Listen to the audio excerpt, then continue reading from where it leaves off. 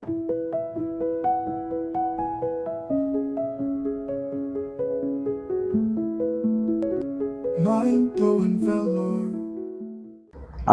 வணக்கம். தற்போது வைடெக் பெருமாள் சாருடன் தான் இருக்கிறோம். சார் வணக்கம் சார். ஏற்கனவே நம்ம பேசிக் கம்ப்யூட்டர் டெஸ்க்டாப் லேப்டாப்லாம் பராமரிப்பு பற்றி கேட்டிருந்தோம். நீங்களும் அழகாக விளக்கியிருந்தீங்க. அதுக்கு அடுத்தது இந்த சிசிடிவி கேமரா பற்றி நம்ம கேட்டிருந்தோம். அதையும் போன வீடியோவில் நீங்கள் போட்டிருந்தீங்க. இந்த ஹார்ட் டிஸ்க் மெயின்டெனன்ஸ் அப்படின்றத பற்றி கொஞ்சம் சொல்லுங்கள் சார். சார் அனைவருக்கும் வணக்கம். பிரசாந்த் சார் சொன்ன மாதிரி ஆல்ரெடி நம்ம 2 செக்ஷன் பார்த்தோம். ஒன்று சிஸ்டம் சைடு பார்த்தோம், ரெண்டாவது பார்த்திங்கன்னா சிசிடிவி கேமரா பற்றி பார்த்தோம். இப்போ 3வது செக்ஷன் நம்ம ஹார்ட் டிஸ்கை பற்றி பார்க்கலான்னு வந்திருக்கோம்.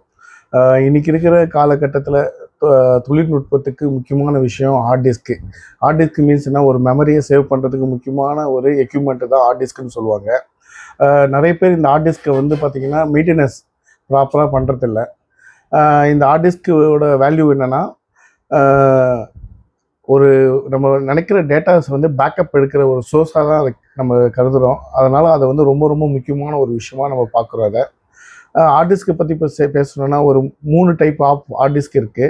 ஒன்று லேப்டாப் ஹார்ட் டிஸ்க்குன்னு சொல்லுவாங்க, 2.5 இன்ச்சஸ்ன்னு சொல்லுவாங்க. டெஸ்க்டாப் ஹார்ட் டிஸ்க்குன்னு சொல்லுவாங்க, 3.5 இன்ச்சஸ்ன்னு. இதுதான் ஒரு காலத்தில் இருந்தது. இப்போ எஸ்எஸ்டின்னு சொல்லிட்டு ஒரு ஹார்ட் டிஸ்க் வந்துச்சு. அதில் ஒரு 4-5 டைப் வந்துருச்சு. அதில் எஸ்எஸ்டியில் SSD SATA, SSD NVMe, SSD M.2 அப்படின்னு ஒரு 3 டைப் வந்துருச்சு. அதுக்கு முன்னே 2 டைப் தான் இருந்தது. இது மாதிரி நிறைய ஹார்ட் டிஸ்க்கு பிரித்து வச்சுருக்காங்க இன்றைக்கி இருக்கிற காலகட்டத்துக்கு தகுந்த மாதிரி. ஓகேங்களா? ஹார்ட் டிஸ்க்கு முக்கியமாக எதுக்கு தேவைப்படுதுன்னா, அந்த ஸ்டோரேஜ் கெப்பாசிட்டிக்காக வைக்கிறோம். 2 பேர் அது ரொம்ப யூஸ் பண்ணோம். இப்போ லேப்டாப் அண்டு சிசிடிவி கேமரா 2த்துக்கும் ஹார்ட் டிஸ்க் ரொம்ப முக்கியம். ஓகேங்களா? நிறைய இன்ஜினியர் பார்த்திங்கன்னா ஹார்ட் டிஸ்க்கு போயிடுச்சின்னு ஈஸியாக சொல்லுவாங்க. நேற்று நைட் வரையும் நல்லா தாங்க இருந்துச்சு, இன்னைக்கு காலையில் போயிடுச்சுன்னுவாங்க. அது என்ன காரணம் ஏதான்றது சோர்ஸ் அவங்களுக்குன்னு தெரியாது. பவர் ஆக்சிடென்ட்டில் ஒரு சில டைமில் ஹார்ட் டிஸ்க்கு போவோம். அதனால எல்லா டைமும் அதை வச்சு நம்ம கம்பேர் பண்ணி பேச முடியாது. ஓகேங்களா? அதனால் ஹார்ட் டிஸ்க்கை மெயின்டெனன்ஸாக ரொம்ப ஷார்ட்டாக விளக்கிறதுக்காக இந்த வீடியோ நாங்கள் எடுத்துகிட்டு வந்திருக்கோம். ஓகேங்களா? திருப்பும் அனைவருக்கும் ஒரு வணக்கத்தை சொல்லி இந்த விஷயத்தை ஸ்டார்ட் பண்ணுறேன். இப்போ ஹார்ட் டிஸ்க்கை எதுக்கு மெயின்டைன் பண்ணுவோம்?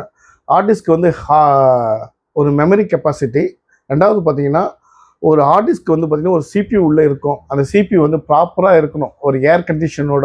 ஓகேங்களா? நல்ல டெஸ்ட் ஃபார்ம் ஆகாத இடத்துல இருக்கணும். ரெண்டாவது ஹீட் ஆகக்கூடாது. ஹார்ட் டிஸ்க் ஹீட் ஆகக்கூடாது. மேக்ஸிமம் ஒரு ஹார்ட் டிஸ்கோட லைஃப் போகிறதுக்கு காரணம்னா எர்த்துனாலையும், ரெண்டாவது அந்த ஹார்ட் டிஸ்க் பவர் ஹீட்டுனாலையும்.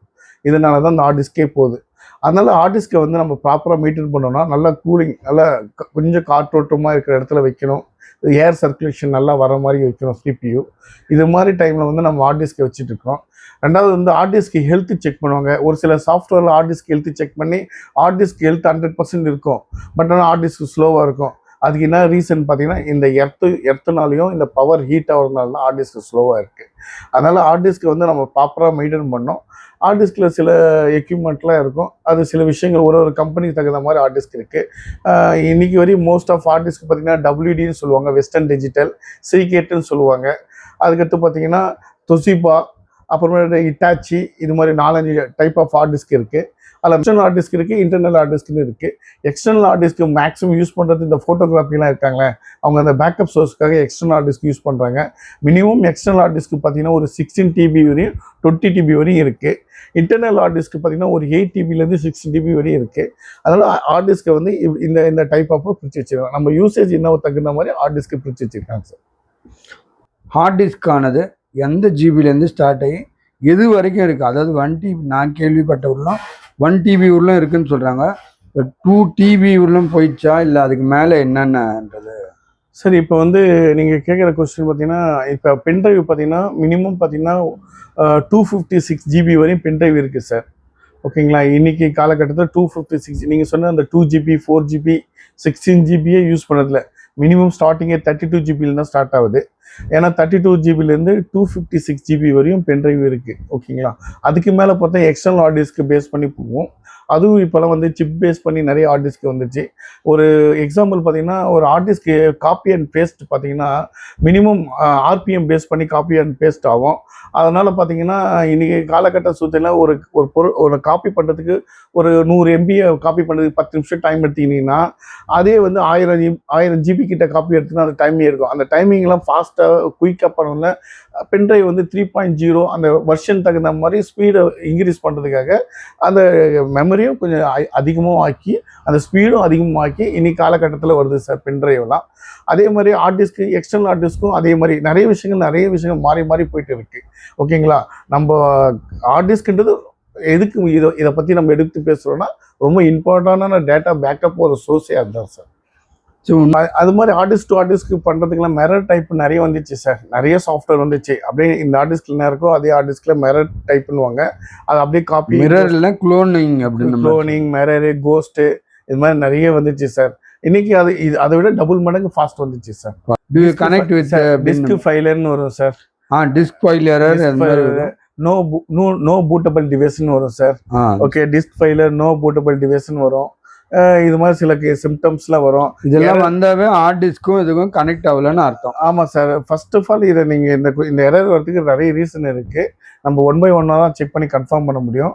முதல்ல இந்த எரர் வரதுக்கு பார்த்தீங்கன்னா, அதுக்கு வர வேண்டிய communication, example cable, power setup, இந்த செட்டப்பில் வராத இந்த செட்டிங் மாறி இருந்தால் இந்த மாதிரி சின்ன எரருக்கு சொல்ல இந்த எரர் வரும் சார். 99% இந்த எரருக்குனால் பார்த்தா ஆர்டிஸ்ட் தான் ப்ராப்ளம் நம்ம கன்ஃபார்ம் பண்ண தேவையில்ல. இந்த எரருக்கு நிறைய இருக்குது சார், நிறைய பிரச்சனை இருக்குது. ரேம் சரியில்லைன்னா கூட ஹார்ட் டிஸ்க் எதனா பழுது ஆகக்கூடிய வாய்ப்புகள் இருக்கா சார்? சார் ரேமோட ஒர்க்குன்னு பார்த்தீங்கன்னா, அது ஜஸ்ட்டு மெமரியை வந்து ட்ரான்ஸ்ஃபர் பண்ணுறது தான்.